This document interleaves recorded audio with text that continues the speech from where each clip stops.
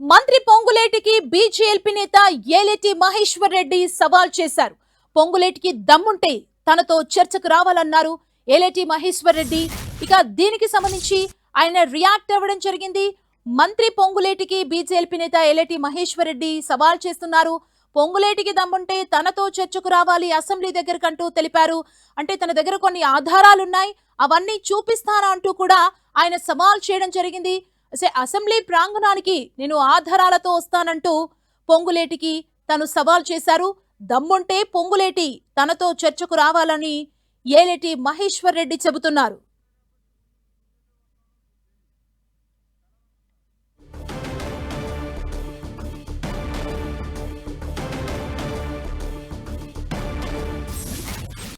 ధరణిని భూభారతిగా మార్చి ఈ రాష్ట్ర ప్రజల భూమాతని హారతి చేస్తున్నటువంటి రెవెన్యూ మంత్రి పొంగులేటి శ్రీనివాస్ రెడ్డి, ముఖ్యమంత్రి రేవంత్ రెడ్డి గారిని సూటిగా ప్రశ్నిస్తా ఉన్నాను.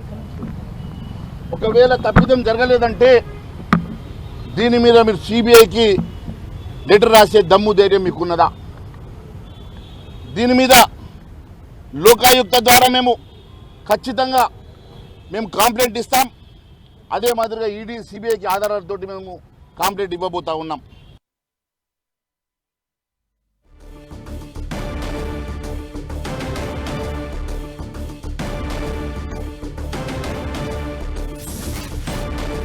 మంత్రి పొంగులేటికి బీజేపీ నేత ఏలేటి మహేశ్వర్ రెడ్డి సవాల్ చేశారు.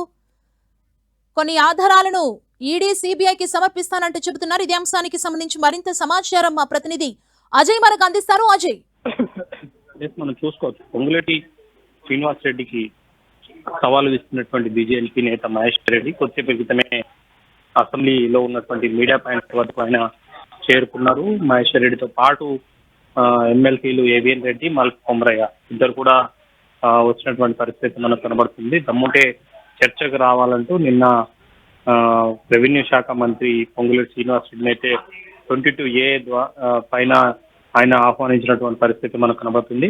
రెండు రోజుల క్రితం కూడా ఇదే అంశం పైన మహేశ్వర్ రెడ్డి ప్రెస్ మీట్ పెట్టి 22A వల్ల ఎలాంటి అక్రమాలు జరిగినాయి, వాళ్ళకు సంబంధించిన కంపెనీలకు ఏ విధమైనటువంటి లాభాలు జరిగినాయి, దానికి సంబంధించినటువంటి ఆరోపణలు కూడా ఆయన చేయడం జరిగింది. 102 సెల్ కంపెనీలు పొంగులేటికి ఉన్నాయంటూ కూడా ఆయన ఆరోపణలు చేసినటువంటి పరిస్థితి. ఈ అంశాల మీద స్పందిస్తూ రెవెన్యూ శాఖ మంత్రి పొంగులేటి శ్రీనివాస్ రెడ్డి ఆధారాలు ఉంటే చూపెట్టాలని ఆయన ప్రతిస్పందించారు. దానికి కౌంటర్ గా ఈరోజు ఆధారాలన్నింటినీ కూడా మీడియా పాయింట్, అసెంబ్లీలో ఉన్నటువంటి మీడియా పాయింట్ వద్దకు తీసుకొస్తాను, అక్కడికి వచ్చి దీనిపై చర్చించాలంటూ కూడా ఆయన సవాల్ విసిరినటువంటి పరిస్థితే మనం చూడవచ్చు. కొద్దిసేపు క్రితం ఆయన అక్కడికి చేరుకోవడం జరిగింది.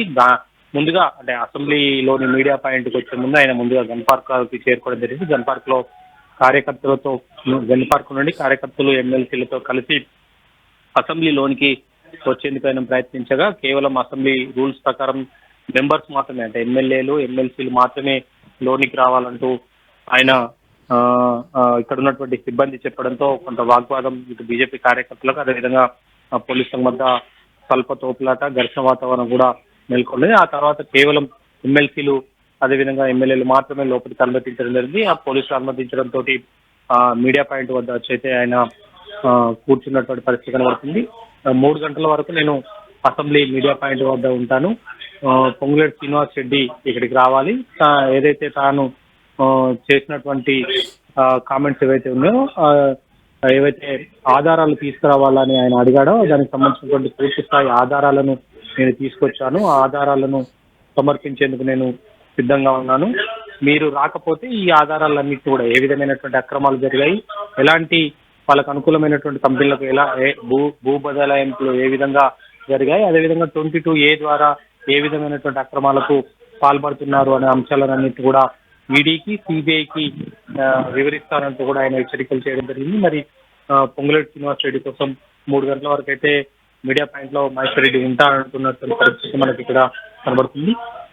చూడాలి మరి ఆయన వస్తాడా రాడా, ఎందుకంటే ఆయన ముందే షెడ్యూల్ చేసుకున్నటువంటి ప్రకారం ఖమ్మం టూర్ లో ఉన్నట్టయితే ప్రాథమిక సమాచారం అయితే ఉంది. పొంగులేటి శ్రీనివాస్ రెడ్డి అక్కడనే ఉన్న నేపథ్యంలో వచ్చే అవకాశాలు ఏ మేరకు ఉంటాయన్న విషయం చూడాల్సిన అవసరం అయితే ఉంది. అయితే దీనికి కౌంటర్ గా కాంగ్రెస్ నుండి ఎలాంటి అంశాలను ప్రస్తావిస్తారన్నది కూడా చూడాల్సిన అవసరం అయితే ఉంది. ఇప్పటికే ఈ అంశంలో 22A కొంత పొరపాటు జరిగిందని అధికారులు కొంత తప్పిదాల వల్ల సామాన్యుల ల్యాండ్స్ కూడా 22A నిషేధిత జాబితాలోకి వెళ్ళాయని వాటిని సరిదిద్దుతామని పొంగులేటి శ్రీనివాస్ రెడ్డి చెప్తున్నప్పటికీ కూడా దీంట్లో అనేక అక్రమాలు జరిగాయంటూ మాత్రం బీజేపీ నేతలు ఆరోపిస్తున్నటువంటి సందర్భంగా మనం చూడొచ్చు. Okay, thank you Ajay.